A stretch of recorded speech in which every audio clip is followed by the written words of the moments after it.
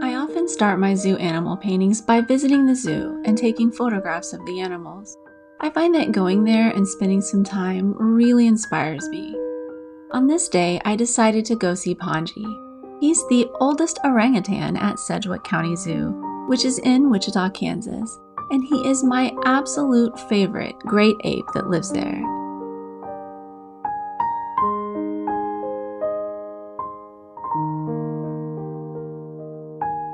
I love his calming energy. When taking reference photos, I always try to zoom in as close as I can to capture the animal's facial features well.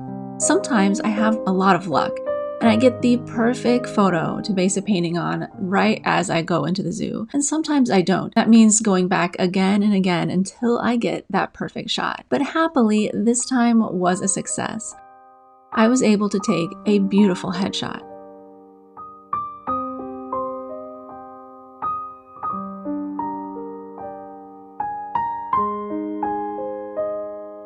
I always print the photo out, do an underdrawing, which is a very basic outline, so I will know where everything is laid out on the canvas before I start to paint. I do this because it is important to know exactly where proportionally everything is situated, and it speeds up the process if you trace on the underdrawing.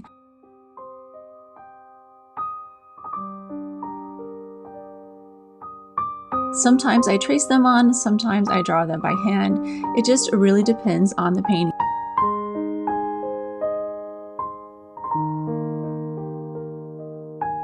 Then I look at the photo while I paint.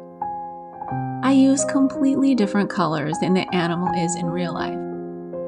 But to me, these colors represent the love and joy inside each animal's soul.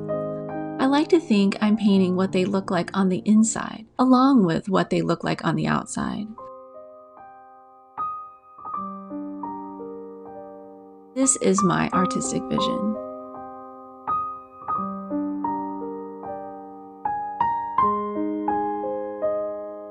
Ultimately, when a viewer looks at my finished painting, I want them to really connect with it on a deep level. I want them to feel something emotionally from it, whether that be peace, joy, love, or even inspiration. To me, that's one of the most amazing things about art in general.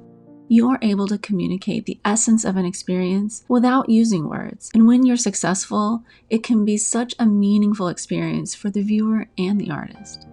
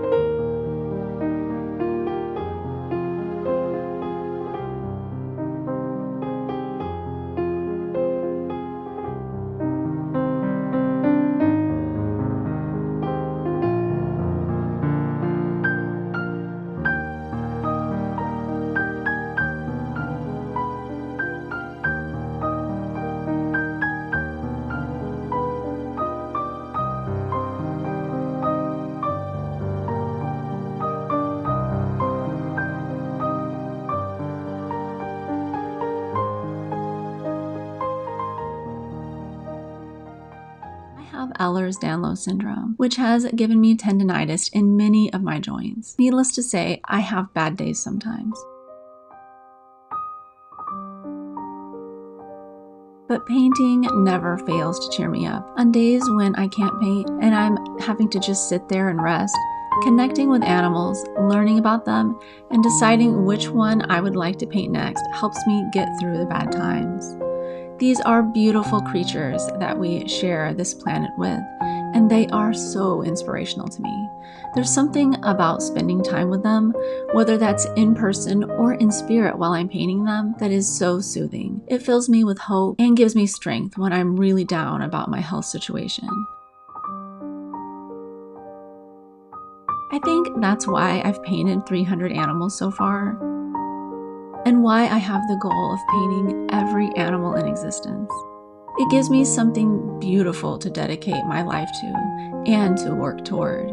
In all reality, I probably won't be able to paint every animal that exists though, because there are so many of them. But that doesn't even matter to me.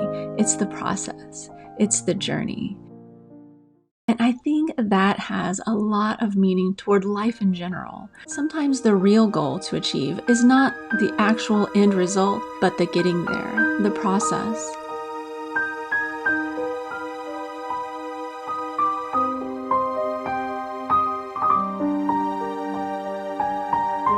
The living life in the middle of all those achieving, all those goals, all those steps. Ultimately, life is those moments in between.